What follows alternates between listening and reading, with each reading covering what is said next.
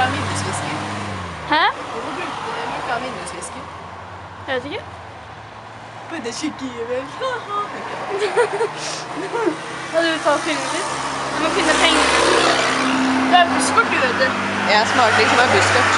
Ja, men så du tar bussen hver dag også da? Nei. Nesten. Nei, jeg sykler. Du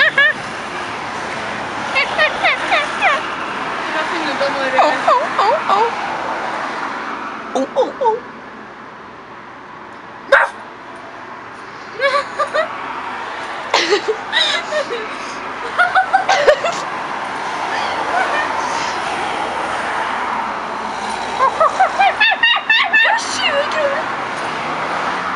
Å, du er rik.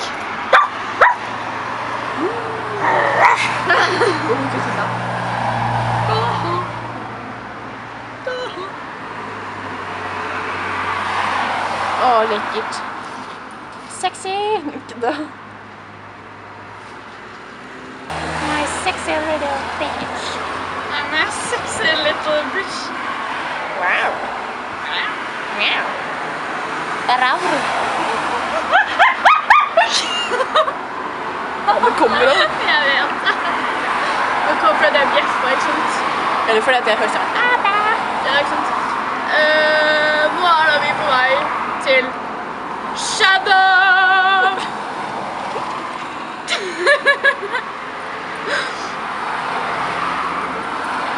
Der skal vi være i 2 timer, og skal vi hjem igjen.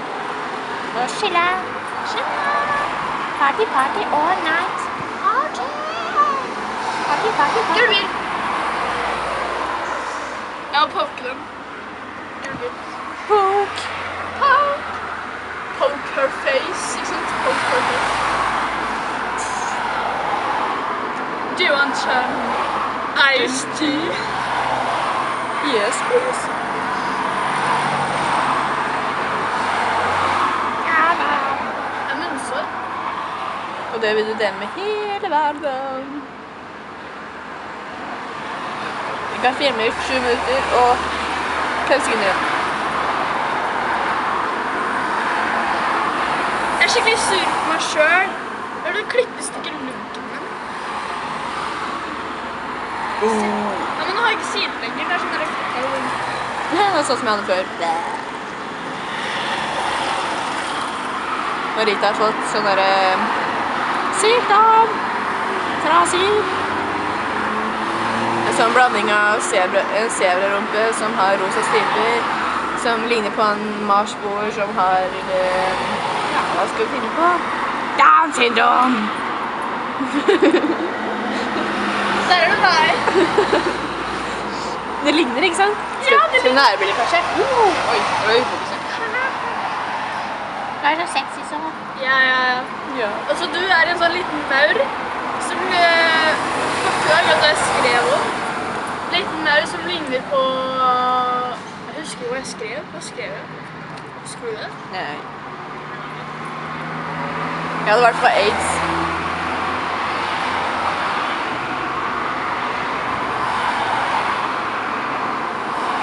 Det blir Blommaringen 111.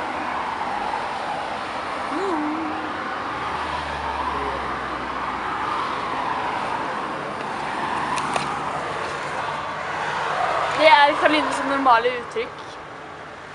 Ikke det da, det ja. Karoline er veldig rastløs, så du kan bare se med bena hennes. Ikke det.